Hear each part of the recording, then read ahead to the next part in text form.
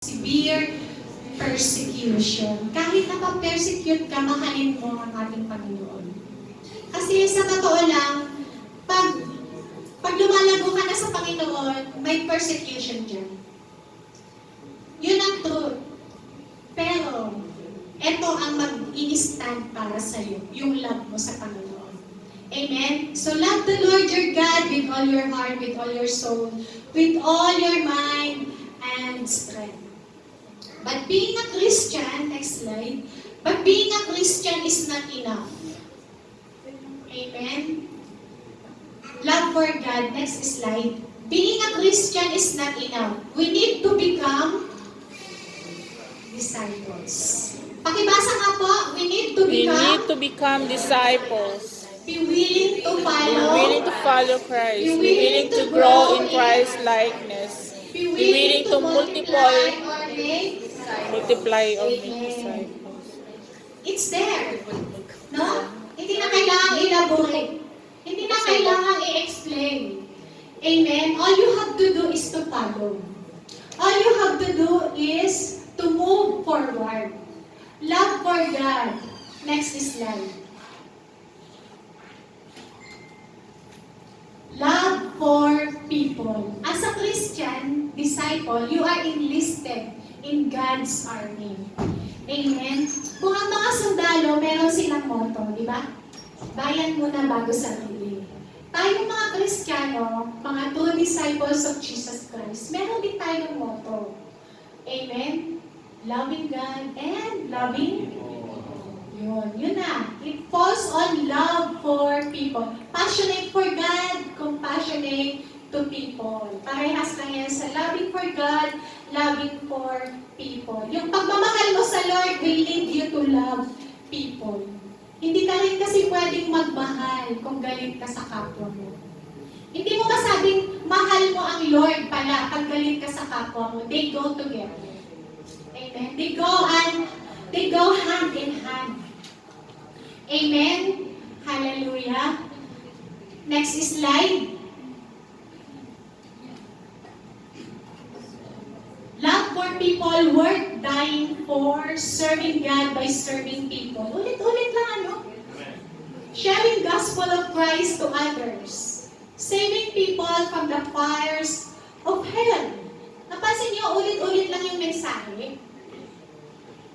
Iisipin mo, parang na mensahe na ni Auntie Ella yun. Alam niyo ba kung bakit paulit-ulit? Because it is important. Kasi hindi pa kayo kumikilos. Kaya ulit-ulit ang mensahe. Pag kumilos na kayo, tapos na ang mensahe. Yun lang yun.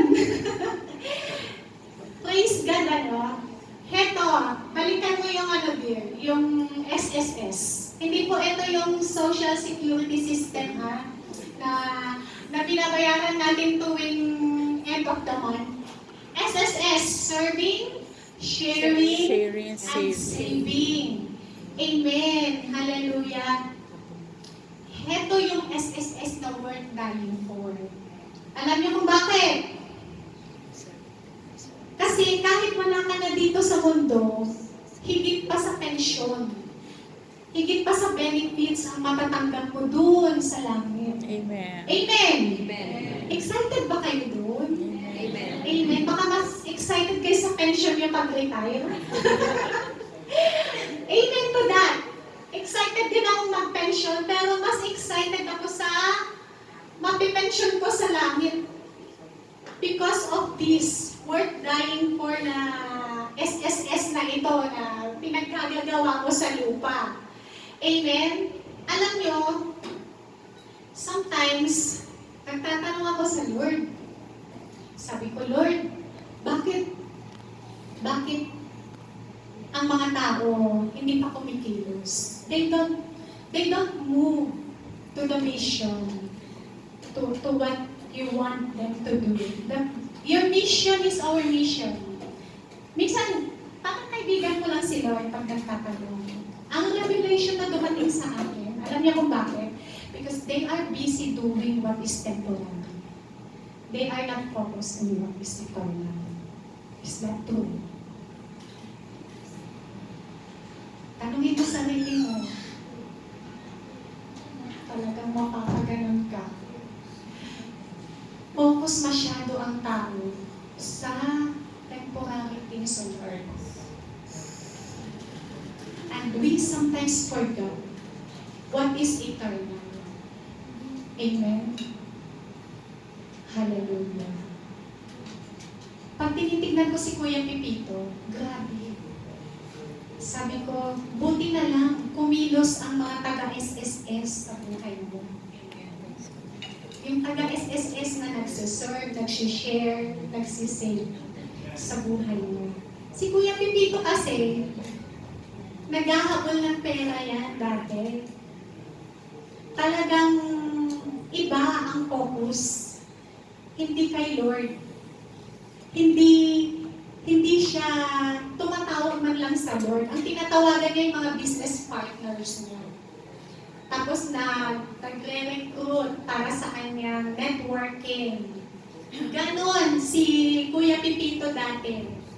Nakalimot sa Panginoon. Pero namayagpag siya. Talagang nakanta niya lahat ng mga inais niya sa buhay. Nagkaroon ng magandang trabaho, nagkaroon ng magandang sweldo, lumawak ang network, nakahawak ng malaking pera. Pero isang araw, pinis siya ng Panginoon. Dumaan siya sa testing and trials. Nawala lahat. Even yung good health niya nawala. Narinig niyo naman yung patotoo niya, di ba? Amen. Para lang to sa mga hindi pa nakakakilala kay Kuya Pipito, ganun yung istorya ng buhay niya. At to the extent that one day, wala na siyang pakialam sa araw. Wala na siyang pakialam sa oras. Wala na siyang pakialam kahit sa buhay niya. Gusto niya lang magpakamatay. Sa dami ng problema niya. Sa dami ng pinagdadaanan niya. Nagkautang-utang, may iniisip pa siyang pamilya na dapat susustentuhan sa Pilipinas, hindi siya makauwi, hindi siya makatrabaho, kasi talagang hindi na maganda yung good health niya. Pero you know what? Buti na lang, may Panginoong Diyos na patuloy pa rin kumakausap sa mga taga-SSS. Amen? Dumating sa buhay ni Kuya Pipito itong mga taga-SSS. At isinare yung magandang balita, pinag-pray siya. Alam niyo kung anong nangyari? Para siyang si Jesus Christ, the power of the resurrection of Jesus Christ, He came to life. Amen. Every Friday, palakas ng palakas, na-encounter niya ang Panginoon. Na-encounter niya ang ating Panginoon. Yun lang pala ang kasagutan. Amen? Hallelujah. Kaya kayo, you just don't know kung sino yung mga, alam nyo yung mga kaibigan nyo na wala na palang direction sa buhay. You just don't know. Na because of the love of Jesus na i-share mo sa kanila, maliligtas sila kasi ang mga nagpapakamatay, they will go direct to the fires of hell.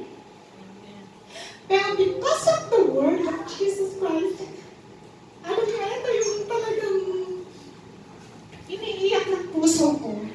Kasi, Lord, why people cannot go on to their mission? Yun ang sabi ng Panginoon because they are focused on the things that is not eternal. Focus lang yung mga tao kung ano yung meron dito sa mundo na hindi naman natin madadala. Naintindihan niyo po? Amen. Mag-focus tayo on what is eternal. Jesus Christ's mission is your mission. Sabihin mo na sa katabi mo. Jesus Christ's mission is your mission. Amen. Hallelujah, hallelujah. So knowing the author of your life, next slide. Naging emotional lang ako kasi ramdam ko ba yung heartbeat ni Jesus? Ramdam ko yung longingness niya for the lost souls. Pag nung minimeditate ko ito, umiiyak talaga ako. Sabi ko, Lord, ayokong umiyak in front of these people, pero yun yung naramdaman ko.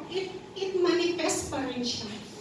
So yun, knowing the author of life and His purpose for your life, you have the best reason to live, an excellent reason to die. Amen? Ang ibig sabihin yan, may kwenta ang buhay mo. Alam mo, kung may second life na binibigay ang Panginoon sa iyo, kasi may purpose ka pa eh, gagamitin ka pa niya. Yung mga katulad ni Kuya Pipito, second life niya na to. Pati kayo, second life niya na yan. Dati, considered as dead kayo sa kasalanan. But because Jesus came unto your life, nagkaroon ka ng second life, second chance to do your purpose. Amen? Hindi mababaw lang yung purpose natin na magtrabaho para mabuhay mo. We are here to worship God. We are here to do His mission. Amen? Hallelujah. Kung alam mo na ang purpose mo sa buhay mo, mas lalo mo dapat na-appreciate kung anong meron sa buhay mo. Amen? Maganda mabuhay. Masarap mabuhay. Lalo na kapag ginagampanan mo yung pinapagawa ng Lord sa iyo. Amen? Next slide. You are not a loser. Totoo yan. Hindi mo kawalan if you responded to His call. Yung pumunta ka pa lang dito para makinig ng mensahe ng Panginoon, you worship siya, you have responded already to His call. Amen? Hindi kawalan na nagbigay ka ng 3 hours sa Panginoon. If you are enlisted in God's army, yan yung talagang nag-move forward sa mission ng Panginoon. Talagang because of their love to God. Parang mga sundalo na worth dying for yung pinaglalaban yung kingdom ng ating Panginoon. Amen? Ipaglaban natin yung kingdom na yan ng ating Panginoon. If you win people for Christ, you are not a loser. Amen? Mga iba, nahihiyang mag-invite. Pero, it is not a loss. It is a joy. Alam niyo, nararamdaman ko yung joy ng Panginoon kapag yung na-invite ko pumunta dito. Masaya ako. As in, tapos yung mga dati na hindi nakikita, pag nakita ko ulit, ang saya ko. Kasi ganun pala yung joy na nararamdaman ng ating Panginoon. It will manifest to you. Lalo na kapag ikaw yung nag-invite. Diba, Ate Estela? Saya mo ngayon. Diba? Nakatatlong invite ko si Ate Estela ngayon. If you win people for Christ, amen, you are not a loser. Hallelujah. If you're doing His Great Commission, yung Great Commission na yan, simple lang, go and make disciples. Go. Talagang, it is an action word. Go. May gagawin ka. Amen? If you make disciple, eto, joy ko ito na nagdi-disciple ako sa aking life group. It is my joy that keeps me going. Minsan napapagod ako, but it is my joy at the end of the day. Pagtapos na ng Friday, actually, ang day off ko 2 araw. Pahinga ko na sana, 2 araw. Amen. Ang sarap. 2 araw. Kasi mga iba, 1 araw lang ang day off. Ako pinagpala ng 2 araw, praise the Lord. Pero yung 1 araw ko doon, para sa Lord. Every Friday, the whole day, wala akong gagawin, sa'yo lang, Panginoon. Sa kingdom mo lang. Inilaan ko na talaga para sa Panginoon. Ganon ako magbigay ng oras sa Panginoon. Amen. Para sa disciples ko, mag-invite, maghatid sundo, mag-mentor. Amen. To God be all the glory. It is my joy to serve, to make disciples. If you invite someone to church, you are not a loser. You are a winner. Tandaan mo yan. Amen. Next slide. Hallelujah. You are never a loser if you are Jesus Christ follower. Amen?